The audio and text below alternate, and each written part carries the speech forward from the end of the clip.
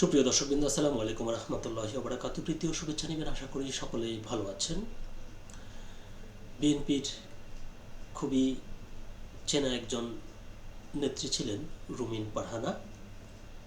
তবে ত্রয়োদশ জাতীয় সংসদ নির্বাচনে ব্রাহ্মণবাড়িয়া ২ আসন থেকে প্রতিদ্বন্দ্বিতাকে কেন্দ্র করে এবং দলীয় শৃঙ্খলা বিরোধী কর্মকাণ্ডের অভিযোগে বিএনপি তাকে বহিষ্কার করেছে। তো তিনি সেখানে স্বতন্ত্র প্রার্থী হয়েছেন। এবার তিনি গুরুতর একটি অভিযোগ করলেন। তিনি বললেন যে তার কর্মীদেরকে ভয় দেখিয়ে বলা হচ্ছে তাদের নামে মামলা দেওয়া হবে। এই যে তিনি অভিযোগটি করলেন, এর পাশাপাশি তিনি আরও অনেক কথা বলেছেন, যেটি নিয়ে দৈনিক যুগান্তর পত্রিকায় একটি প্রতিবেদন প্রকাশিত হয়েছে, যার শিরোনামে বলা হচ্ছে বিএনপির উদ্দেশ্যে যা বললেন রুমিন পারহানা। খবরটির বিস্তারিত বলছে, ব্রাহ্মণবাড়িয়া ২, সরাইল, আশুগঞ্জ ও বিজয়নগরের ২টি ইউনিয়ন আসনে স্বতন্ত্র প্রার্থী হিসেবে যাচাই বাছাইয়ে বিএনপি থেকে বহিষ্কৃত ব্যারিস্টার রুমিন পারহানার মনোনয়নপত্র বৈধ ঘোষণা করা হয়েছে। রুমিন পারহানা ছাড়াও এই আসনে দাখিল করা ১১ প্রার্থীর সবার মনোনয়নপত্র যাচাই বাছাইয়ে বৈধ ঘোষণা করা হয়েছে। ব্যারিস্টার রুমিন পারহানা সাংবাদিকদের বলেন, মনোনয়ন না দেওয়ায় দলের প্রতি কোনো কষ্ট বা ক্ষোভ নেই। দলের যখন দুঃসময় ছিল তখন বেগম খালেদা জিয়া নেতৃত্বে ছিলেন। তিনি আমাকে যে দায়িত্ব দিয়েছেন সেটা অনেক সময় দেখা গেছে আমার বয়স এবং রাজনৈতিক অভিজ্ঞতার চেয়ে অনেক বড়। সেই দায়িত্ব আমি অক্ষরে অক্ষরে পালন করার সর্বোচ্চ চেষ্টা করেছি। তিনি বলেন, আপনারা দেখেছেন যখন ২০১৮ সালের সংসদে ২০১৯ সাল থেকে আমি জয়েন করি এবং সেখানে আমার ভূমিকা কী ছিল। দল যখন ২০২২ সালের ডিসেম্বরে আমাকে পদত্যাগ করতে বলে আমি এক মুহূর্ত চিন্তা করিনি। যখন বলেছে আমি সেই মুহূর্তেই পদত্যাগ করেছি। এরপরও দল যদি মনে করে নতুন নেতৃত্ব, তাকে আমি স্বাগত জানাই। দল যদি মনে করে যে আমার সেবার আর প্রয়োজন নেই, ঠিক আছে, আমি আমার রাজনীতি চালিয়ে যাব। তিনি আরও বলেন, কিছু কিছু জায়গায় আমার কর্মীদেরকে বলা হচ্ছে যে তাদের উপরে হয়তো মামলা দেওয়া হবে। আমি বলেছি এরকম কিছু হলে নিশ্চয়ই প্রশাসনকে আমি সেটা জানাবো।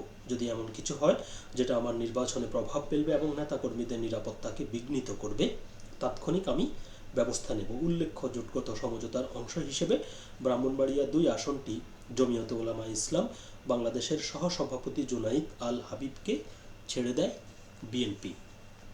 তো রুমিন পারহানা বিএনপির রাজনীতির সাথে অনেক দিন থেকেই জড়িত এবং তিনি সংসদ বলেন বা রাজপথ কিংবা টিভি টক শোতে বিএনপির একজন বলিষ্ঠ প্রতিনিধি হিসেবে সবসময় কার্যকর ভূমিকাই রেখেছেন।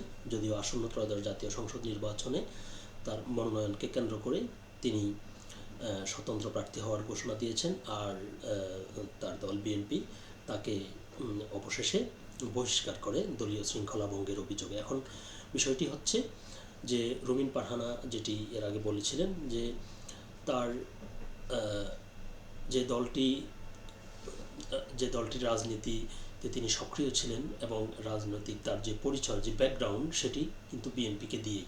অথচ দলটির চেয়ারপারসন বিএনপি নেত্রী বেগম খালেদা জিয়া যেদিন মৃত্যুবরণ করেন, ঠিক সেদিনই তাকে দল থেকে বহিষ্কার করা হয়। তো এই বিষয়টি তিনি দুঃখ পেয়েছেন, কষ্ট পেয়েছেন, এটি তিনি বলছিলেন। তো বাংলাদেশের যে কোনো ব্যক্তি যে কোনো স্থান থেকেই নির্বাচনে স্বতন্ত্র প্রার্থী হতে পারে, সে অধিকার তার রয়েছে। এখন রুমিন পারহানাও স্বতন্ত্র প্রার্থী হয়েছেন। তো প্রশাসনের উচিত একজন প্রার্থী হিসেবে তার যে তিনি আইনশৃঙ্খলা রক্ষাকারী বাহিনী থেকে তার যে অধিকার, তিনি যেন সেগুলো ঠিকমতো পান।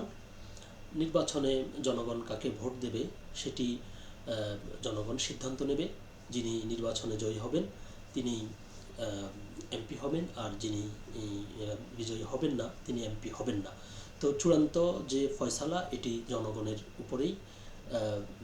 জনগণ যেন তাদের যে সিদ্ধান্ত সেটি নির্ভয়ে এবং সুন্দরভাবে সেটি যেন জানাতে পারে, যেটি সম্ভব নির্বাচনের দিন ভোট কেন্দ্রে উপস্থিত হয়ে।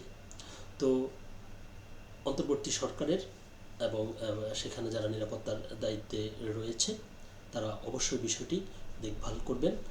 তো সকলে ভালো থাকবেন, সুস্থ থাকবেন। আল্লাহ হাফেজ।